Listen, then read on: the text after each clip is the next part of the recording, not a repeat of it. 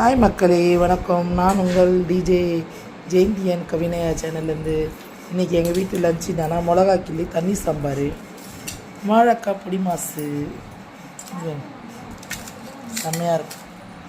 வாழைக்காய் பொடி மாசு, தேங்காய் சீரகம்லாம் போட்டு சேமக்கிழங்கு வறுவல், இதுவும் சாப்பிட்டா செம்ம டேஸ்ட்டாக இருக்கும். சேமக்கிழங்கு பெரிய பெரிய கிழங்காக இருந்துச்சு, இதை தான் வறுத்தேன் இன்றைக்கி. சேமக்கிழங்கு வறுவல், ஏன்னா ஒன்று காரம், ஒன்று காரம் இல்லாமல். இது சாப்பிட்டா செம்ம டேஸ்ட்டாக இருக்கும். வேக வச்சு தான் வறுக்குது. இதை அவிச்சிட்டு அப்புறம் உப்பு மிளகாத்தூள் போட்டு அப்படியே எண்ணெயில் போட்டிங்கன்னா மீன் வறுவல் மாதிரி வந்துடும். டேஸ்ட்டாக செம்மையாக இருக்கும். இது என்னென்னா இங்கே பாருங்க,